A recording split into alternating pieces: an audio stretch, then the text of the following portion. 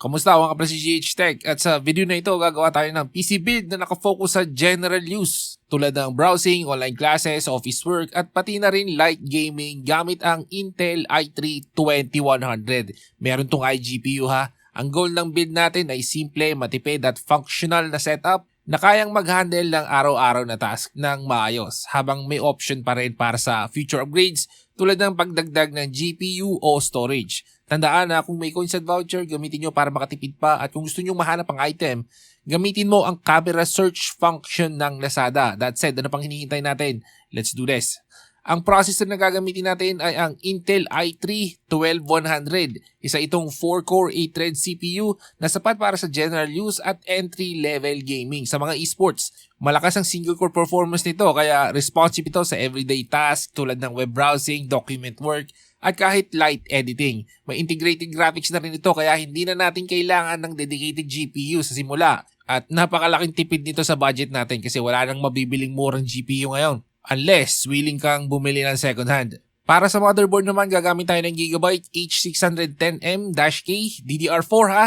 Isa itong entry-level na motherboard para sa LGA 1700 platform na compatible sa 12th gen hanggang 14th gen Intel CPUs. Basic lang ang features nito pero sapat na para sa ganitong klase ng build. Dahil hindi naman power hungry ang i3 12100, hindi magiging issue ang simpleng power delivery nito. Sa memory, gagamit tayo ng dalawang 8GB DDR4 RAM para sa total na 16GB. Isa itong recommended setup para sa smooth multitasking.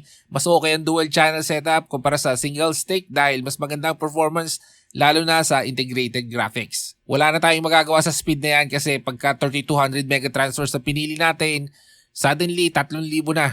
Kaya yan ang RAM na gagamitin natin. Para sa graphics, ulitin ko lang ha, gagamitin muna natin ang integrated graphics ng i3 12100. Sapat ito para sa basic display output, media consumption at ilang light games, mga esports games. Kung balak mong maglaro ng mas mabigat na games sa future, pwede kang magdagdag ng dedicated GPU later on. Sa storage, may 120GB SSD tayo para sa operating system at basic applications. Mabilis ito para sa boot times at general responsiveness ng system. Pero dahil maliit lang ang capacity, mas practical na magdagdag ng isa pang storage tulad ng mas malaking SSD o kung hindi mo afford, HDD para sa mga games at files.